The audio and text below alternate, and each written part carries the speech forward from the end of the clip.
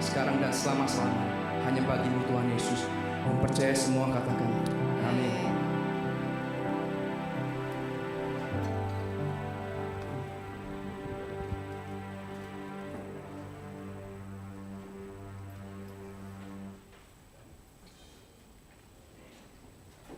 Salam saudara-saudara, kiranya Tuhan memberkati kita semua. Amin. Saudara yang dikasih, seorang pendeta ditelepon oleh seorang hakim tinggi di Amerika. Dia katakan begini, kenapa akhir-akhir ini ya kejahatan di Amerika itu makin bertambah. Ada anak-anak, satu grup anak-anak yang masuk ke supermarket, mereka ambil barang itu seenaknya saja. Ada jemaat kita yang di sini yang tinggal di Seattle, dia katakan begitu, ya, bukan Seattle, di Oregon. Dia bilang bahwa mereka ambil, kalau yang punya supermarket mau bilang jangan, ya, mereka bukannya lari, mereka ambil apa aja dirusakin semua, tambah besar dirusakin. Ada yang ambil baseball bat, pukul, bikin rusak semua.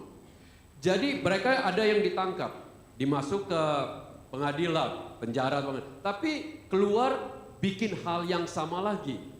Dan sekarang ini kejahatan di sana sangat meningkat, dan kita harapin tidak terjadi di Australia, tapi ini terjadi di negara yang dulu base itu 73% itu orang ke gereja pada hanya 20 tahun yang lalu saja, tahun 80-an, 90-an.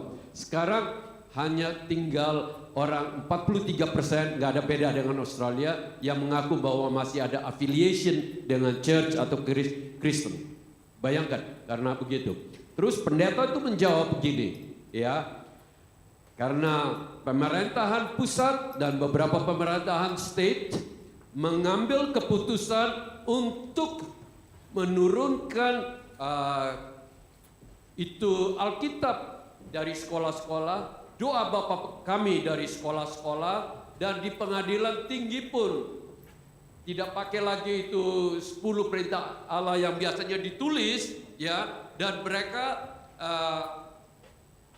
tidak menghormati lagi, dan tidak ada di parlemen yang dimulai dengan doa, sehingga ini terjadi. Saudara-saudara, saya hanya ingin katakan bahwa Tuhan Yesus yang kita sembah adalah Tuhan yang hidup dan berkuasa, dan Dia mampu mengubah dari yang buruk menjadi baik. Kalau kita ada di dalam Dia, kita hidup di dalam pengenalan akan Dia, takut akan Dia, menghormati firman-Nya, kita dan keluarga kita akan dilindungi karena Dia adalah terang dan kebenaran itu. Semua saudara-saudara setuju? Amin. Mari kita berdoa untuk firman Tuhan yang akan kita bagikan.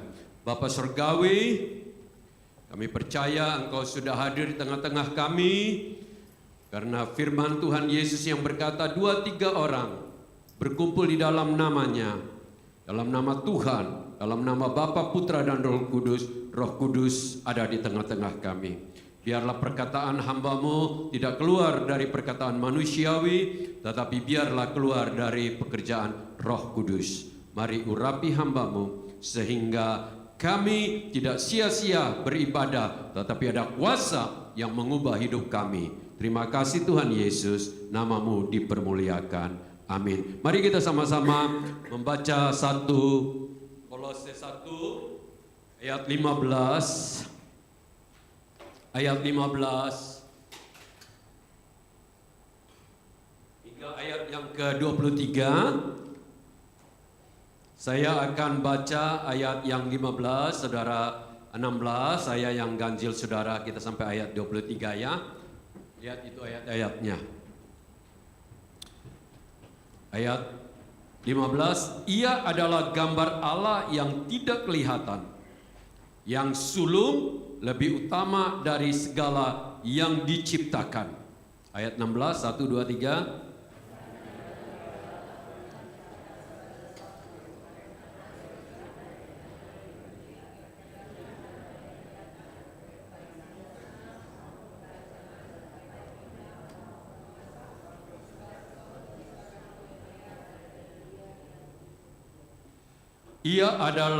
Ia ada terlebih dahulu dari segala sesuatu, dan segala sesuatu ada di dalam Dia.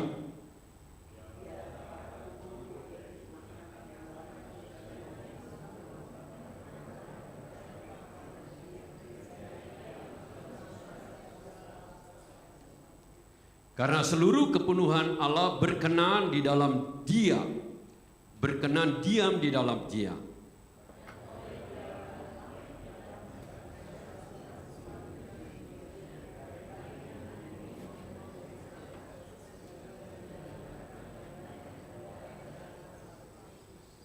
Juga kamu dahulu hidup jauh dari Allah dan memusuhinya dalam hati dan pikiran, seperti yang nyata dari perbuatanmu yang jahat.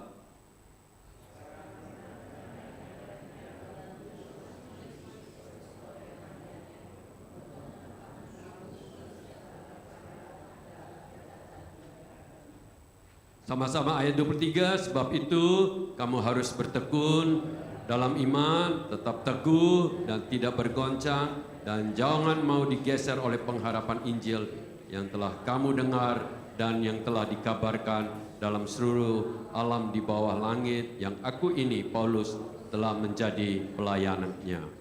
Saudara-saudara, tema khotbah hari ini adalah makin mengenal Tuhan. Kenapa? Karena kalau mengenal itu tergantung berapa deep, berapa dalam. Ya, saudara kenal saya, tapi saudara tidak mungkin bisa kenal lebih dalam dari Ibu Ruth mengenal saya, bukan?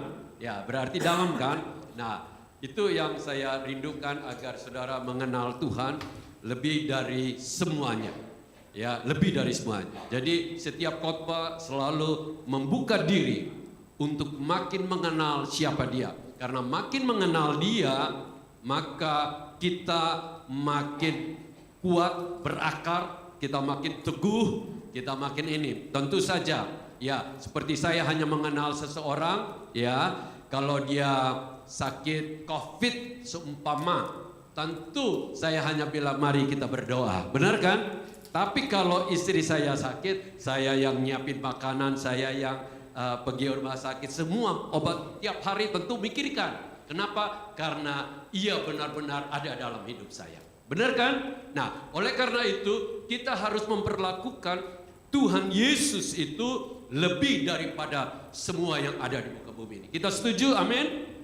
Oleh karena itu saya terus berkhotbah dengan tema makin mengenal. Rindukah kita makin mengenal Dia? Amin. Oke. Ingat loh, makin dalam sebenarnya yang berguna itu kita.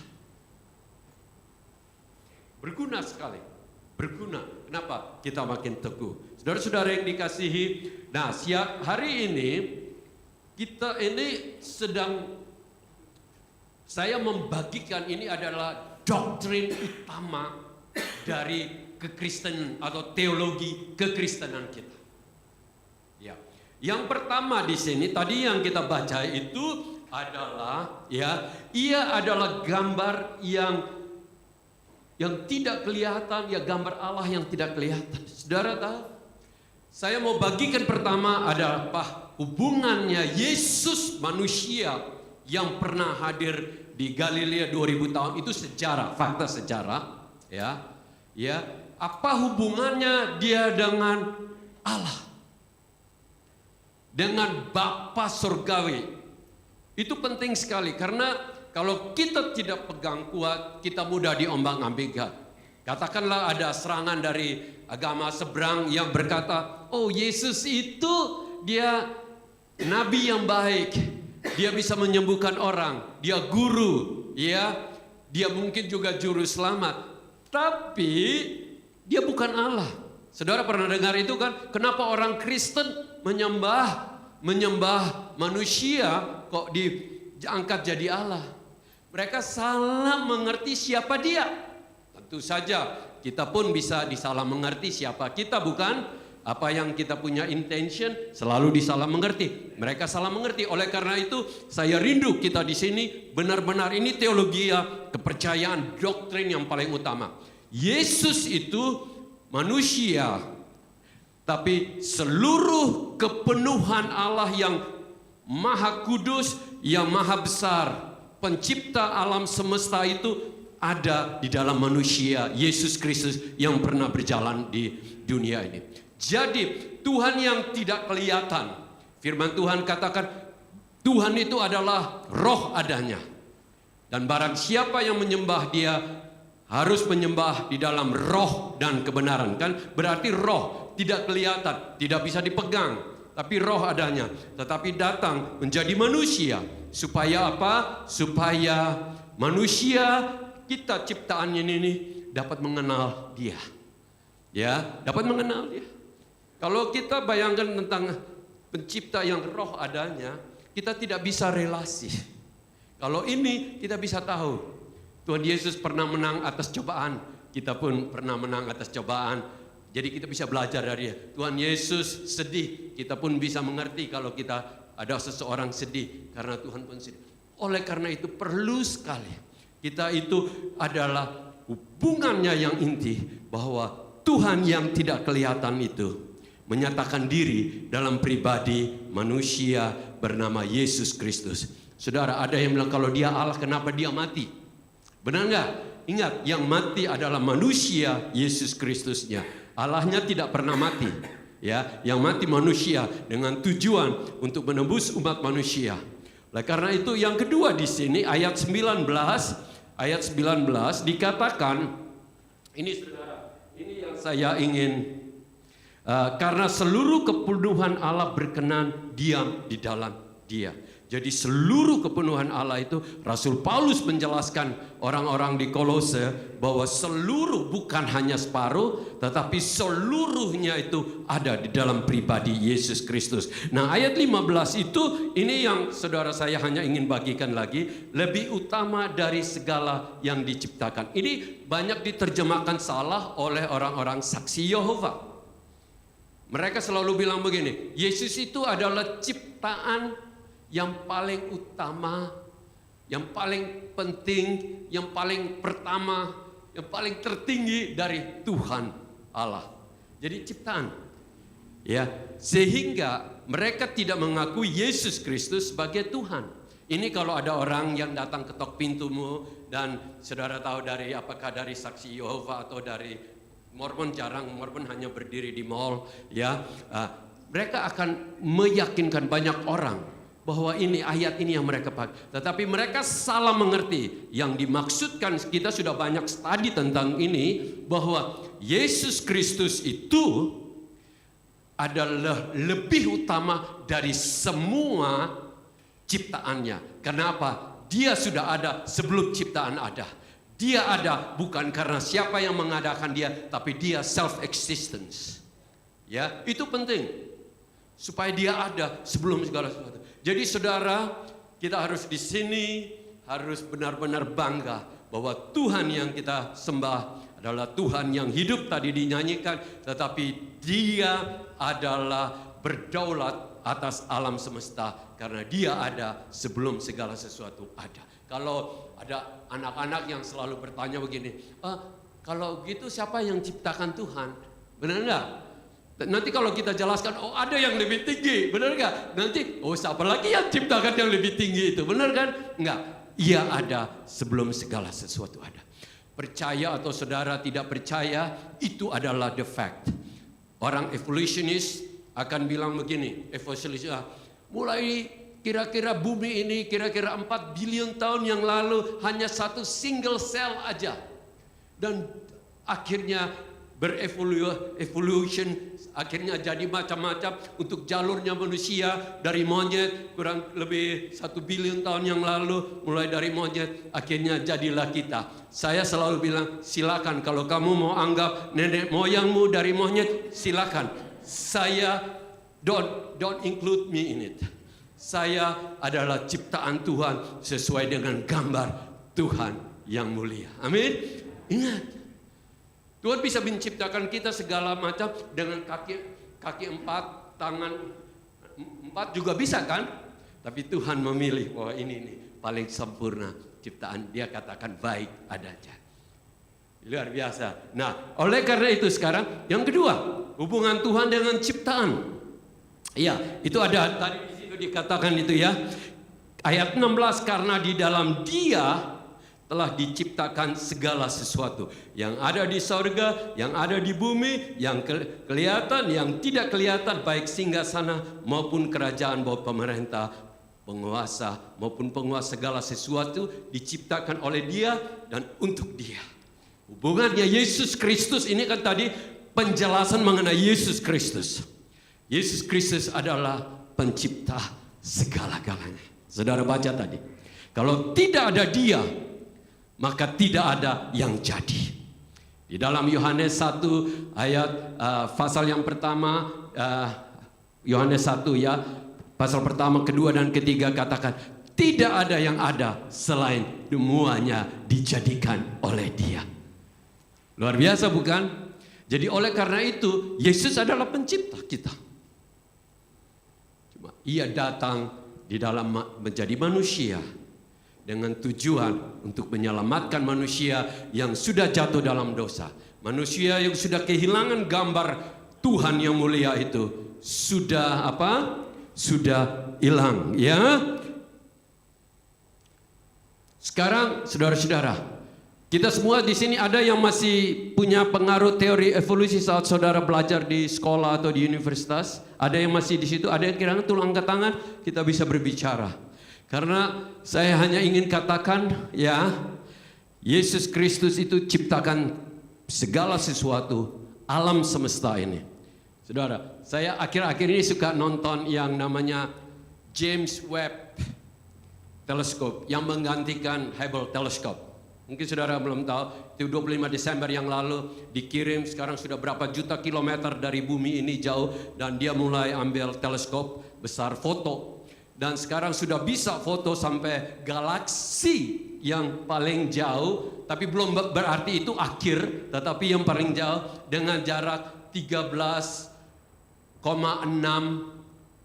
billion years, light years jaraknya, ya. Saudara harus tahu, dari matahari ke sini berapa miliar kilometer dari sini, tapi hanya dalam 8 menit sudah bisa sampai sinar ya, 8 menit. Tapi ini saudara harus tahu 13,6 billion kilometer galaksi yang di sana. Sudah bisa. Ini website. Saudara bisa bayangkan. Dan kita punya kecil sekali ini bumi ini. Ada satu titik di antara galaksi yang bernama Milky Way. Ya, dan Milky Way ini saja hanya dari ujung ke ujung yang galaksi ini harus putus 100 tahun.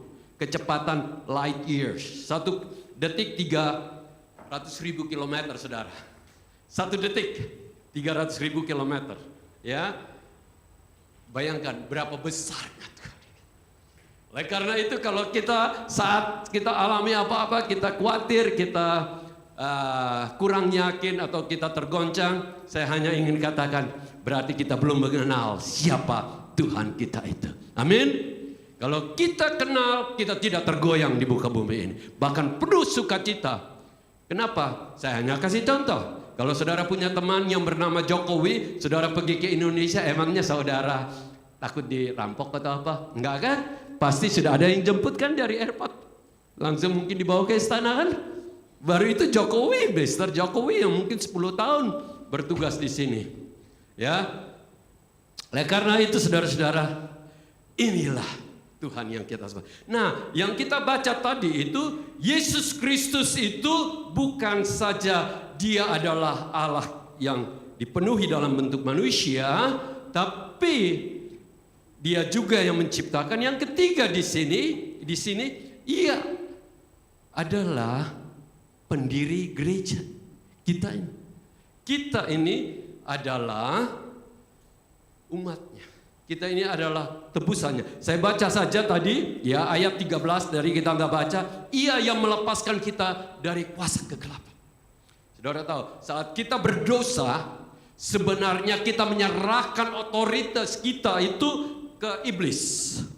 Ya, Adam waktu jatuh dan Hawa jatuh dalam dosa, dia menyerahkan otoritas yang Tuhan sudah berikan kepada dia untuk menaklukkan bumi kepada iblis. Kita harus sadar itu, bahwa iblis berusaha untuk ambil alih semua kita. Ya, dia yang menembus kita dari kuasa kegelapan. Banyak orang pikir dia kalau bisa hidup itu tanpa Tuhan. Banyak orang yang makin, kita sudah tahu bahwa ateisme itu terlalu meningkat sekali, begitu banyak, ya. Tapi saudara pikir mereka just pure human being. No. Kalau mereka tidak ada dalam Tuhan, dosa itu ada, dan tanpa mereka sadar iblis menguasai mereka itu. Iblis lah yang menjadi pemimpin mereka, yang berdaulat atas hidup mereka. Oleh karena itu, hidup ini punya dua pilihan. Iblis ataukah Tuhan? Terang atau gelap? Hidup atau mati rohani? Ya, oleh karena itu kita perlu sekali untuk hidup di dalam satu. Ia juga ayat 4, ia yang menebus kita dan mengampuni kita. Ayat 14 tadi katakan, ia yang menebus kita dan mengampuni kita. Kita ini gerejanya. Ya, ingat gereja itu bukan gedung. Tolong angkat keluar itu pemikiran. Kita selalu bilang, oh pergi ke gereja. Itu gedung kan, kebanyakan tanpa kita sadar. No, gereja, di firman katakan kita ini. Dan kelompok orang-orang yang sudah dipanggil keluar dari kegelapan untuk masuk Kristus, dalam terang Kristus itu disebut gereja. Jadi 2-3 orang berkumpul dalam satu persekutuan dalam Kristus. Firman Tuhan katakan, ia adalah gerejanya. Dan kelompok besar seperti kita, dia adalah gereja. Tapi manusianya, bukan gedungnya. Ingat, gedung bisa saja diambruk seperti di tetangga belakang, itu ya. Tetapi kita tetap terus. Itu yang Tuhan mau. Oleh karena gereja inilah, ayat 18, ia adalah kepala. Ya, memang kadang-kadang saya suka khotbah tema, ya, namanya tema, ya. Tapi saya hari ini maunya yang disebut expository. Jadi menerangkan setiap ayat, ya. Oke, ya. Ia adalah kepala. Ya, manusia boleh saja ini ya, tapi butuh yang namanya kepala itu. Ya, butuh kepala itu. Coba bayangkan manusia tanpa kepala, namanya apa tuh kira-kira? Gentayangan ya. Ya, oke. Ia yang sulung. Berarti ia yang sulung dalam arti ini, ia yang pertama mati dan bangkit dan naik ke surga. Dia sulung, ya, dia yang pertama. Oke. Apalagi ia yang mendamaikan kita dengan Tuhan Allah Bapa kita. Saat manusia jatuh dalam dosa, terputus hubungan itu dengan Tuhan. Saudara pernah alami saat sedang berbuat sesuatu yang namanya dosa? Mau berdoa juga enggak enak. Pernah enggak? Rasa enggak itu?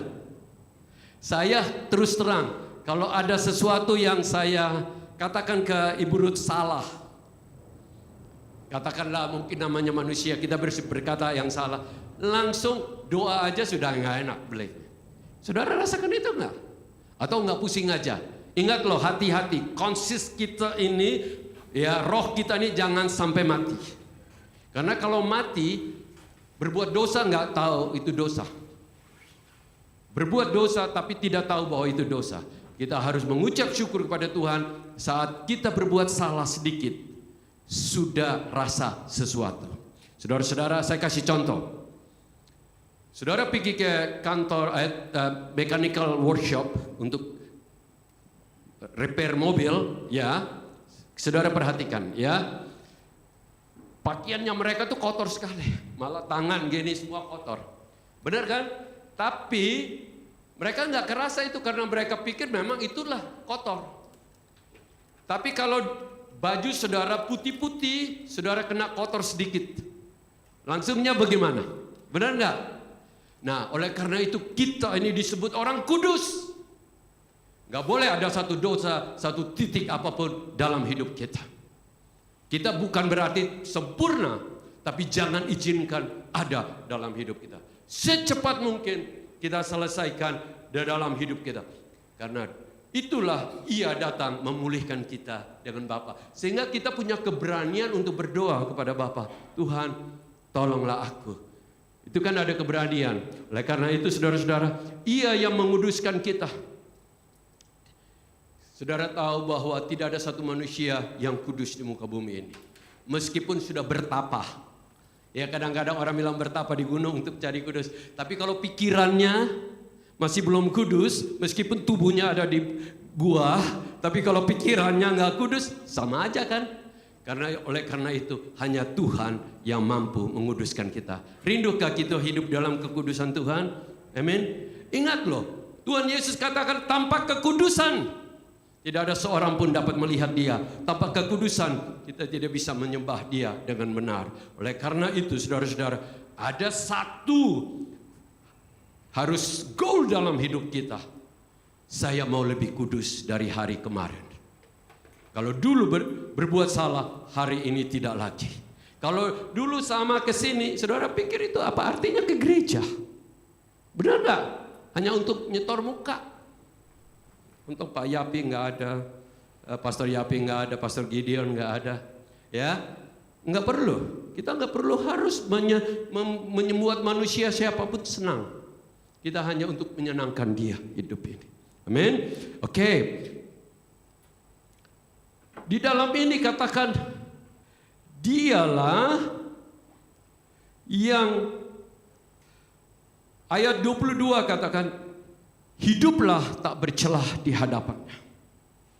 Hiduplah kudus dan tak bercelah dan tak bercatat di hadapannya. Penting sekali. Oke, kita ini dulu. Sekarang yang keempat, hanya poin terakhir. Karena saya sudah dipesan sama Pastor Yapi, jangan ngomong kelemahan Om Sam. Karena anak-anak lapar, bapak-bapak, ibu-ibu juga sudah lapar. Bapak-bapak juga sudah lapar, mikirkan next restoran kemana. Oke, jadi saya saya cepat.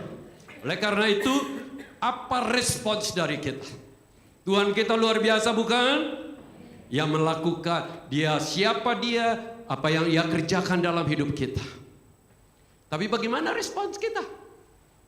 Benar kan? Boleh saja Tuhan luar biasa, tapi seperti banyak orang yang tidak menganggap perbuatan Kristus itu begitu mulia dalam kita. Karya yang Dia lakukan dalam Dia salib itu begitu luar biasa.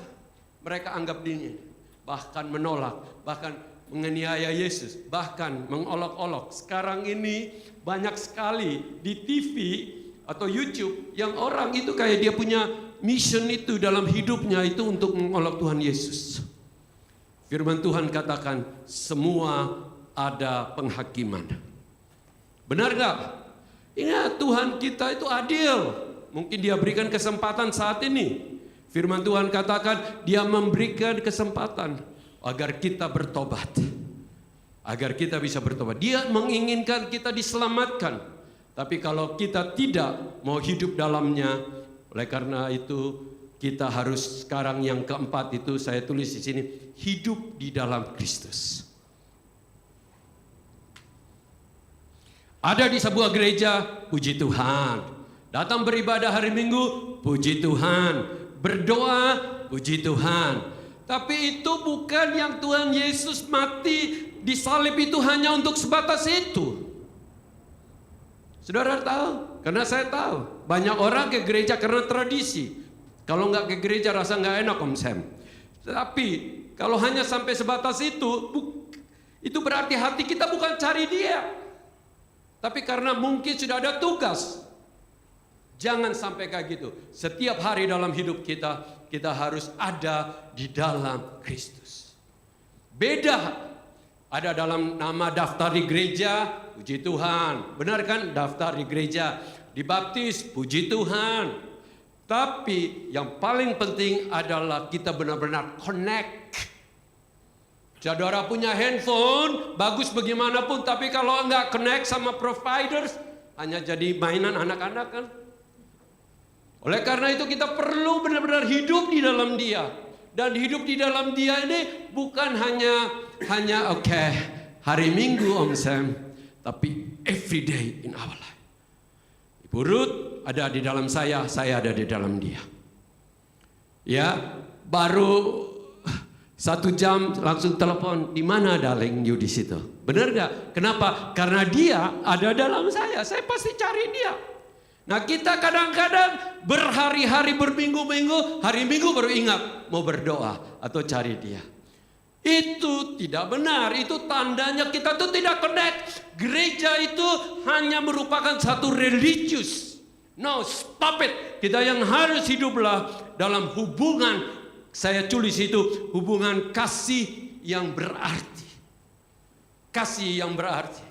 Ingat loh, jemaat di Efesus itu satu jemaat yang sudah ada ibadah, ada manajemen bagus, pegang doktrin bagus, pelayanannya satu sini bagus. Tetapi di ayat berikutnya Tuhan kata, aku mencelah kamu. Kenapa? Karena kamu telah kehilangan kasih mula-mula itu. Kasih mula-mula itu yang Tuhan inginkan di dalam kita dengan dia. Kenapa? Tuhan kok menuntut banget sih? Saya hanya ingin katakan, kalau satu orang suami istri tidak saling mengasihi, ada lihat nona yang lain, dia punya mata lihat ke sana, dia akan tertarik ke sana. Ini ada contoh, satu pribadi yang besar dengan kita dari persekutuan tahun 80-an, dari Newcastle, dari di Sydney, dekat sekali dengan hubungannya dengan kita. Universitas di Newcastle. Pergi pulang ke Indonesia, kerja, mulai di organisasi besar, konglomerat yang besar di sana. Mulai dari manajer karena dia tamatan sini, akhirnya naik-naik. Saudara tahu, akhirnya posisinya menjadi salah satu CEO, direktur, ya, di perusahaan itu. Ada tahu, tragic. Ini anak-anak kita. Meskipun sekarang kita ini berusaha untuk memperbaiki, posisi bagus. Akhirnya karena sudah posisi bagus, banyak berdeal dengan foto model. Ada bintang film karena untuk reklame, untuk foto-foto. Akhirnya mulai orang timur bilang baku dekat satu sama lain. Akhirnya stromnya mulai kena. Akhirnya apa? Jatuh. Hubungan suami istri. Memalukan. Bosnya juga orang Kristen yang pemiliknya. Diberhentikan. Sampai sekarang nggak pernah naik lagi posisinya. Saudara harus tahu. Jatuh. Ruth harus konseling habis. Istrinya telepon terus ke kita. Nangis-nangis. Tapi puji Tuhan, mereka sekarang sudah pulih. Tapi karena kejatuhan ada konsekuensinya, bayar harganya. Benar gak sekarang itu? Oleh karena itu kita harus hidup dalam hubungan yang kasih. Jangan izinkan sedikit hidup kita itu diisi yang lain. Tapi dipenuhi oleh Roh Kudus, dipenuhi kehadiran Tuhan, dipenuhi dengan firman-Nya. Kenapa? Tantangan di luar sana makin banyak. Kita akan mengalami hal-hal yang sulit, kemungkinan besar penganiayaan. Kalau kita tidak berakar, kita tidak kenal dia secara kuat, dan hubungan yang kasih yang intim, bergaul karib, sama seperti Nuh yang bergaul karib sama Tuhan, Henok yang bergaul karib sama Tuhan, sehingga pada waktu Tuhan mau memusnahkan bumi, ada satu keluarga yang diselamatkan, Nuh. Dan pada waktu Tuhan itu, waktunya Nuh, Henokh dia bawa pulang ke sorga. Saudara-saudara, apakah kita memiliki hubungan yang demikian ataukah masih jauh? Biarlah firman Tuhan hari ini, hiduplah kita di dalam hubungan dan ketaatan. Hubungan yang benar itu ada ketaatan kepada Tuhan. Kalau satu orang bilang begini, Om Sam, saya dekat dengan Tuhan. Sedikit-sedikit ngomong, Bapak di sorga, Bapak di sorga. Saya ingin katakan, everything yang kita katakan hanya bisa di-prove what you do in it. Amen. Apa yang kita lakukan dalam hidup kita. Bagaimana sikap kita di dengan dia. Bapak Bapak-bapak, ibu-ibu yang dikasihi oleh Tuhan, saya rindu agar seluruh hidup kita sampai akhir hidup kita diketemukan ke garis akhir sampai dengan baik. Berapa hari yang lalu saya ketemu dengan salah satu saudari kita, Erin, di penguburan seorang bapak teman kita umur sekitar 64 persis. Ya, meninggal. Kita pergi penguburan sama-sama. Ya. Kalau manusia sudah dipeti, nggak bisa berbuat apa-apa lagi. Kalau masih hidup, lakukanlah. Untuk apa? Tuhan, saya mau hidup untukmu. Saya mau hidup di dalammu. Saya mau hidup dengan hubungan yang indah. Kasih yang indah. Ingat loh, banyak orang punya hubungan dengan Tuhan, tapi bukan hubungan itu namanya. Om, saya berdoa, Om. Ya, kalau minta-minta itu bukan hubungan. Itu hanya datang minta-minta. Saudara punya, kalau satu orang datang minta-minta di rumah saudara, apalagi kayak tukang pajak di Indonesia, apakah saudara pikir itu hubungan? Enggak. Benar kan? Hubungan itu berarti ada dua komunikasi. Dia di dalam aku di dalam dia. Firman-Nya ada di dalam aku punya hati juga ada di dalam dia. Sekarang saya bertanya, berapa banyak saudara tiap hari berbicara dengan Tuhan? Saya bukan bilang berdoa. Berdoa itu part of it. But conversation dengan Tuhan. Ya, benar. Kalau hanya berdoa, Tuhan tolong aku, selamatkan aku, bela aku, lindungin aku, itu aja. Nggak ada bedanya dengan orang ke Gunung Kawi. Benar kan? Oleh karena itu, tidak ada salahnya saya bilang. Itu benar. Tapi jangan itu. Coba bayangkan seseorang hanya datang ke kita tiap harinya, minta terus. Ini true friends, true relationship, atau hanya mental pengemis datang ke kita? No, ini saya ajarkan. Tuhan itu rindu sekali untuk menjadi sahabat kita. Karena di ayat Yohanes 15 katakan, engkau bukan lagi aku sebut sebagai hamba, tapi sahabat. Apakah saudara men-treat him, Holy Spirit, as your friend? Benar ya? Ya, kalau teman kita kan, kalau kita lagi suka kan bisa berjam-jam ngomong di telepon kan. Kalau nggak suka, yes, cepat sudah kalau gitu. Benar nggak? Karena apa? Karena they are not your friend. Tapi a true friend berhari-hari ngomong, apalagi true kekasih, luar biasa bukan? Karena kita semua pernah tahu lah. Ini bukan anak-anak lagi di sini nggak ngerti tentang kasih. Pada waktu kasih, saya hanya berikan acung aja. Waktu Ilinanya masih di Indonesia, hampir tiap hari telepon terus ya. Piro-piro balu-balu ya. Benar gak? Kita semua, benar gak? Ibu Ruth waktu di Indonesia, hampir tiap hari. Saya harap sampai sekarang juga mesti. Kadang-kadang waktu pacaran, telepon terus. Tapi kalau sudah jadi istri, mulai agak jarang. Karena ada satu orang ya yang suka mancing ikan. Ya. Terus orang datang begini, dia bilang begini, Bapak kok sekarang kok nggak mancing ikan lagi, ya kan? Kok lempar itu nggak pakai umpan? Terus dia bilang begini, ya kalau kita sudah dapat ikannya, kan nggak pakai umpan lagi dong. Itu ada bapak-bapak yang ada di sana, nggak usah pakai umpan. Waktu masih pacaran, waduh, kata-kata manis yang keluar terus. Tetapi sudah menikah biasanya agak berubah. Biarlah bapak-bapak bertobatlah kita semua. Ya kan? Harus tetap manis dalam ini. Oke? Saudara-saudara, oleh karena itu kita akan selesai ibadah kita. Dan ini sekali, satu ayat yang terakhir kita baca, ayat 23. Yaitu, sebab itu harus bertekun dalam iman. Bertekun dalam iman. Kita mau bertekun dalam iman? Tetap teguh dan tidak bergoncang. Ayat 23. Tetap teguh dan tidak bergoncang, dan jangan mau digeser dari pengharapan apa? Injil, karena Injil itu adalah kuasa. Mari kita berdoa dan sekaligus tidak ada pengumuman, dan sekaligus doa berkat aja. Ya, mari kita bangkit berdiri. Mari satu lagu. It's okay.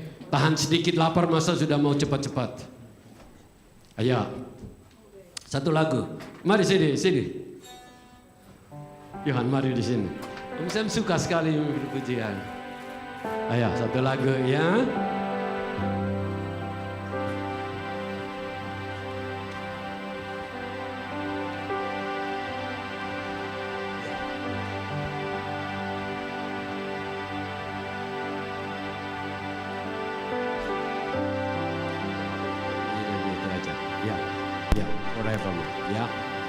Kita datang bahwa Tuhan kita itu lebih daripada forevermore.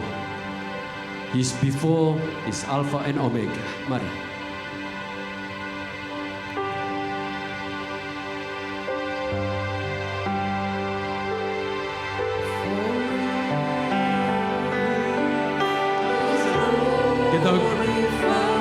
Kita glorify. Kita angkat tangan. Kita muliakan Dia. Kita besarkan Dia.